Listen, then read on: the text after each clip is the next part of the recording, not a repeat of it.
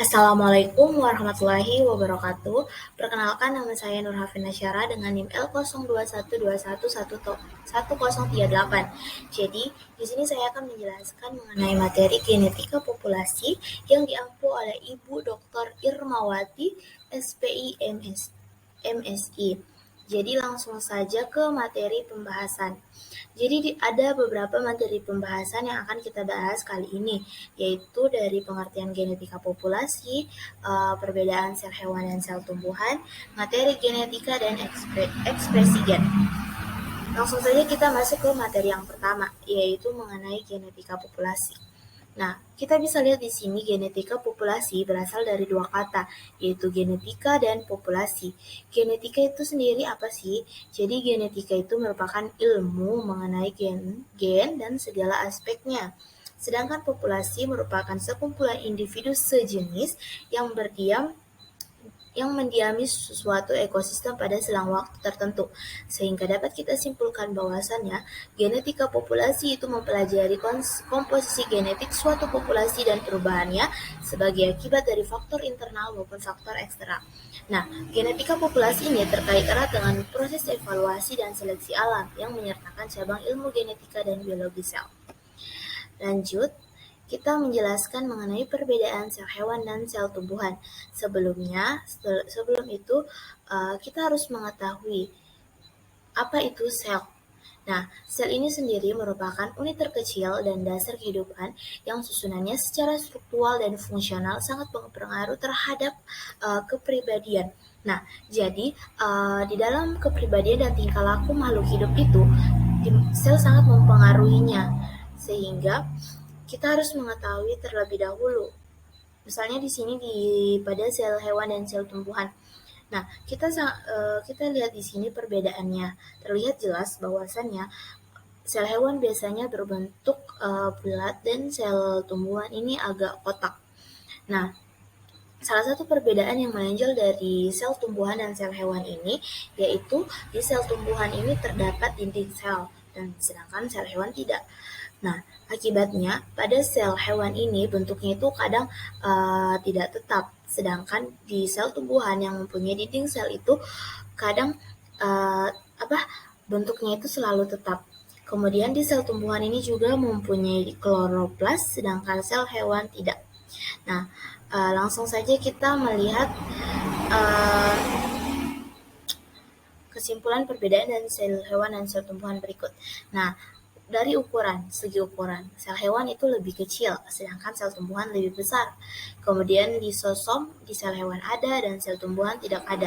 Plastida ini berupa kloroplas, di mana sel hewan tidak mempunyai dan sel tumbuhan mempunyai. Kloroplas ini biasanya digunakan untuk tumbuhan melakukan fotosintesis.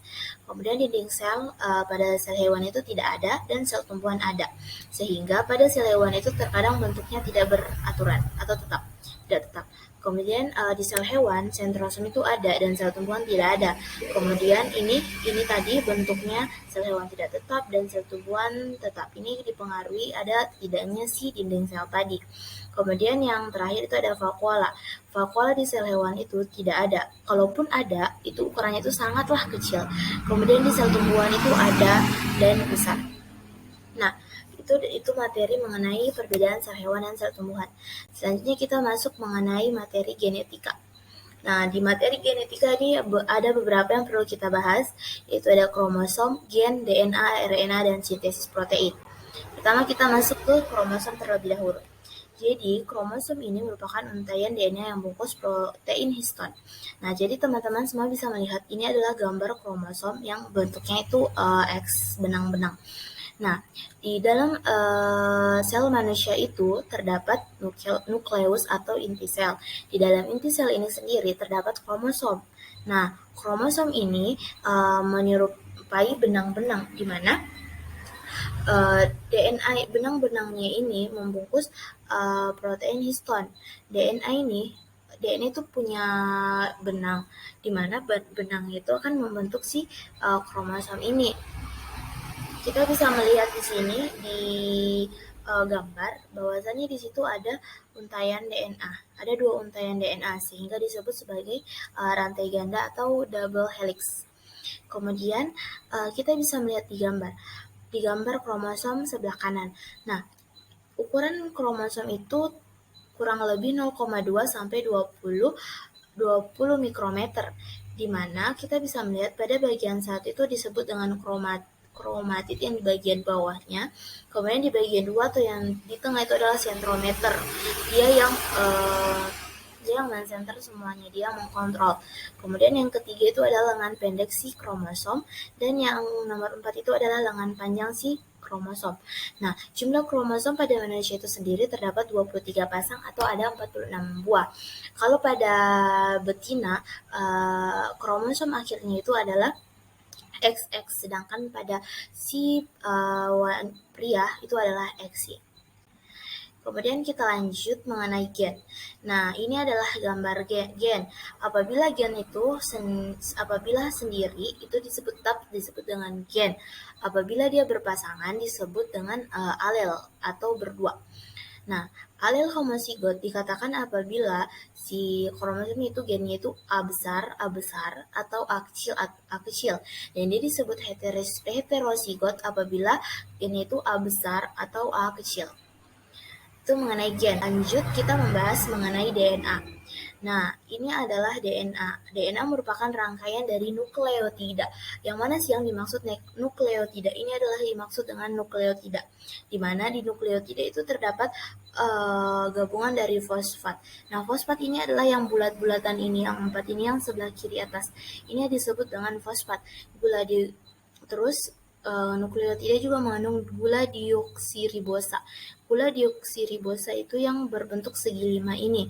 Dan sedangkan basa nitrogen yang ini, yang C, G, A, dan T.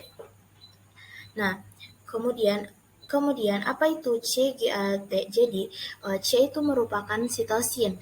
Akan tetapi, kalau di luar negeri, sitosin itu disimbolkan dengan C, akan tetapi di Indonesia itu dia disimbolkan dengan S. Kemudian ada G, guanin, A, adenin, dan T, timin.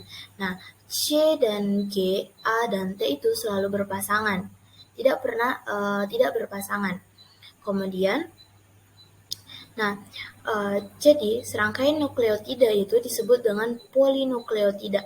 Jadi, pada di DNA itu terdapat polinukleotida yang merupakan gabungan dari 2 nukleotida. Nah, kita lanjut mengenai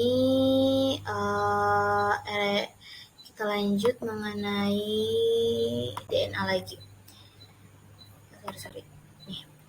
Nah, jadi ada yang dinamakan dengan replikasi DNA. Apa itu replikasi DNA? Jadi, replikasi DNA itu DNA itu dapat menggandakan dirinya sehingga menghasilkan DNA baru yang sama persis dengan DNA asalnya. Proses replikasi DNA-nya akan berlangsung pada sel-sel muda pada saat pembelahan mitosis. Nah, ini adalah gambar pembelahan mitosis. Pembelahan mitosis akan diawali di sel-sel ini. Nah, nantinya sel-sel ini akan menghasilkan 2 anakan yang menghasilkan individu baru. Menghasilkan 2 individu baru yang sama persis dengan sel induknya. Itu dinamakan dengan replikasi DNA. Nah, kemudian RNA. Nah, jadi RNA ini merupakan polinukleotida yang ukurannya lebih pendek dari DNA dan terdiri atas satu rantai saja atau disebut single helix. Nah, kita melihat tadi kalau DNA itu dia punya 2 untaian yang merupakan gabungan dari nukleotida. Sedangkan di RNA itu dia lebih pendek dan hanya mempunyai satu rantai saja sehingga disebut dengan single helix. Nah, ini lengkapannya perbedaan DNA dan RNA. Kalau dari segi letaknya, DNA berada di nukleus, mitokondria, kloroplas. Kalau RNA nukleus, mitokondria, kloroplas, sitoplasma, dan juga berada di ribosom. Kalau strukturnya DNA lebih panjang, kalau RNA lebih pendek. Kalau gulanya disebut deoksiribosa, kalau di RNA disebut ribosa. Nah, kalau di basa nitrogen itu bedanya itu di pirimidin. Kalau di pirimidin di DNA namanya timin dan sitosin. Kalau di RNA namanya urosil dan sitosin. Kadarnya DNA tetap kalau RNA berubah. Nah, fungsi DNA itu sendiri membawa materi genetika dan mengatur proses sintesis protein. Kemudian kalau RNA pelaksanaan sintesis protein. Nah, ngomong-ngomong mengenai sintesis protein, apa sih sintesis protein itu sendiri? Jadi sintesis protein itu merupakan penerjemahan DNA menjadi RNA hingga terbentuknya suatu rantai protein melalui proses yang disebut dengan transkripsi dan translasi. Kita bisa melihat di gambar ini. Ini adalah gambar DNA dan ini ada gambar DNA. Nah, sintesis protein itu akan menerjemahkan DNA menjadi RNA hingga terbentuknya suatu protein yang melalui proses yang disebut dengan transkripsi dan translasi. Nah, ini adalah transkripsi dan translasi. Transkripsi itu terjadi di nukleus atau inti sel, di mana merupakan proses sintesis pembentukan RNA dengan menggunakan DNA-nya sebagai template, yang dimana nanti akan menghasilkan mRNA primer. Kemudian translasi itu sendiri berada di ribosom, yang merupakan proses sintesis polipeptida yang menggunakan mRNA sebagai template. Nantinya translasi ini akan menghasilkan rantai polipeptid yang menyusun protein. Kemudian lanjut materi terakhir yaitu adalah ekspresi gen. Nah, ekspresi gen ini adalah proses penentuan sifat dari suatu organisme oleh gen. Nah, ekspresi gen ini akan dimulai dari proses transkripsi tadi dan diakhiri dengan proses translasi. Mungkin itu saja yang bisa saya sampaikan untuk materi kali ini. Kurang lebihnya mohon dimaafkan. Wassalamualaikum warahmatullahi wabarakatuh.